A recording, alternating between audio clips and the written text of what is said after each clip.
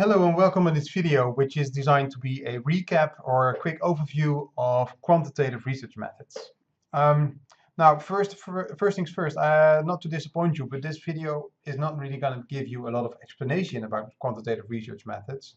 It's only going to give you an overview of topics and things you need to look into when you're going to use quantitative research methods in your thesis.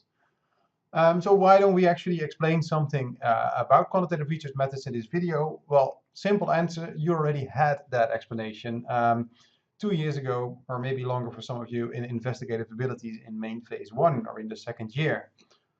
That course was basically all about quantitative research methods. Short overview, that course started off with Imagination and Engineering Day. You might remember these days, usually they are quite rememberable. And after these days, we moved into quantitative research, and we talked about surveys and designing questionnaires. Also talked about analyzing the results of these questionnaires, all ended with some statistics. And we also briefly looked into experiments and quasi-experiments as a way to do research into causal relationships between independent and dependent variables. Now, I already used some terminology that might be familiar to you, or maybe you need some freshen up to be done. So what I'm going to do in this video is I'm going to give you a quick overview of the topics that were covered in the course Investigative Abilities main phase 1, or in other words, Investigative Abilities in the second year of the curriculum. So for fast track students, that would have been your first year here. Now, a very broad overview, quite a long list, and then, as I said, I'm not going to explain all these things, but we're going to look a little bit more in depth, and I'm going to point you to some chapters of books that you can read to get to know more about these topics. One thing that we talked about in investigative abilities year 2, main phase 1, started with research methodologies and some philosophy. So we talked about phenomenological research and experimental research and analytical surveys and all these things. We talked about research questions, different types of research questions and how to write them. Variables was a very central concept, things we can measure in quantitative research. Hypothesis, expectations that we have about these variables. Sampling methods, remember there was a knowledge clip on sampling in which I taught you through different ways to do sampling. We also talked about experiments a little bit. There was at least one workshop on experiments, but also a chapter in the book. Validity and reliability are two important terms that you might want to use in your thesis as well when you want to reflect on the quality of your research. Then we focused mostly on questionnaires. So we looked in how you can write questionnaire questions and what are some question types to avoid. We also looked at response categories, so how can you ask people to give answers to the questions in a questionnaire. Levels of measurement was another of these central things that just kept coming back in the course. This was about data being nominal, ordinal, or interval/ratio. Finding the level of measurement of a variable in your research is important to know what kind of analysis you can do with that variable and also to understand how precise you can be in analyzing the outcomes of your questionnaire. Now, central tendencies, so things like mean, median, and mode are important here as well, and that also relates to these levels of measurement. We talked about visualizing data briefly, like when do you make a bar chart, when do you make a pie chart, when do you make a histogram, for what kind of data, for which level of measurement we actually do that. And it ended with some statistical tests. To be precise, we looked into the Pearson correlation, the chi-square test, and the t-test. Now, just a quick overview of the most important topics here on one slide. I'm going to go through it once more in a little bit more detail. Now, I will be talking about two books mainly in this video. One is Doing Research in the Real World by David Gray. You have probably used this book in investigative abilities. But we also have another recommended reading, Research Methods of Business Students by Mark Saunders and two of his colleagues, which is basically covering the same topics as this book, but in slightly different words. And personally, I think this is a little bit more readable than this one, but this one might be a little bit more complete. It's up to you to decide which one you want to use. I'm going to point you to both books in this video. So while it may not be really related to quantitative research specifically, the course in investigative ability started with information about finding literature, and we talked about search strategies together with somebody from the library. Looked at different information resources, like what can you find on the internet and what are the library databases that we use. We talked about databases as well. And a big topic that we talked about was citing sources and Harvard referencing. You can find more about that in the books, of course, Chapter 5 of Doing Research in the Real World and Chapter 3 of Research Methods for Business Students.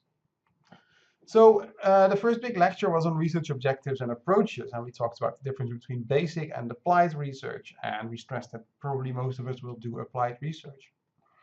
We talked about research goals and problem statements. So what is the problem that leads to a research goal? What is the goal of a research? What is the aim of a research? And we translated that into research questions. Then we talked about how you can collect data, for example, by doing interviews or questionnaires, to answer your research questions. The distinction between quantitative and qualitative research was a big topic.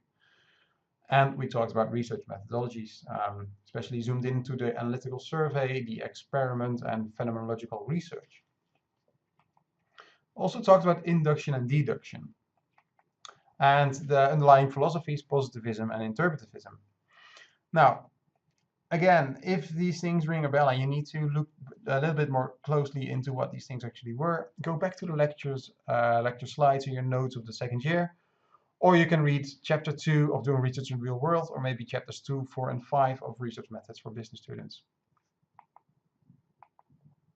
Okay, then we started focusing briefly on experiments and quasi-experiments as a research methodology to address so-called impact research questions, questions that are about whether one variable has an impact on another variable.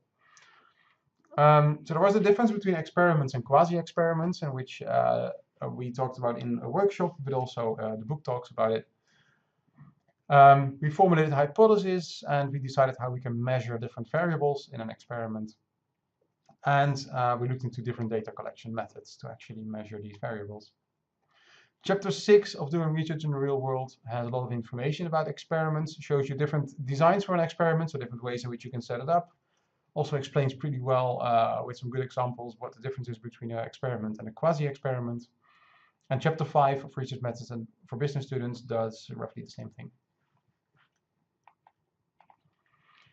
Now, then we also had a workshop on sampling, and I also made two knowledge clips about that. So we talked about 3 types of sampling for quantitative research. These are all so-called probability sampling methods, and we talked about systematic sampling, random sampling, or simple random sampling, as some people call it, and stratified random sampling. And we also briefly looked into cluster sampling. Now, much more on sampling, Chapters 9 and 14 of Doing Research in the Real World, or Chapter 7 of Research Methods for Business Students. As I also said, there were 2 knowledge clips on sampling available to you, and we'll make sure the links are available to you as well in the graduation course. Then we focused on questionnaires. And we looked into 2 things, basically how you can build a questionnaire, how you can ask the right questions, how you can think already ahead about what you're going to do with the results of the questions. And we talked about analyzing the data, so analyzing the results of the questionnaire.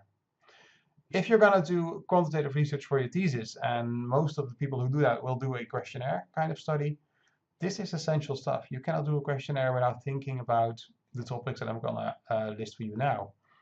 So you need to think about types of questions that you can ask in a questionnaire, and actually also you need to be able to see how good your questions are. And especially Doing Research in the Real World has a whole list of things you can look into, and this was about things like, are there ambiguous questions or double-barreled questions, or maybe questions that we don't need to ask. Maybe you also need to look into constructs. So constructs are a way to measure things that you cannot directly measure in a questionnaire, but by asking different questions about a certain topic, you can get to know more about that topic itself. Service quality is an example that we use a lot in the workshops. You cannot directly measure what people think of service quality, but we can measure what people think of different aspects of service. And these together actually say something about service quality in general. That's a construct. Validity and reliability of a questionnaire is something we need to look into. Think about things like internal validity, external validity, phase validity, all these things. And of course, reliability of your measurements. So the question, if you would do it again, would you find the same results? Then the big thing came up about levels of measurement. And we talked about basically 3 types of data that a question in the questionnaire can give you: nominal data, ordinal data, and interval ratio data, or roughly categorical data or quantifiable data.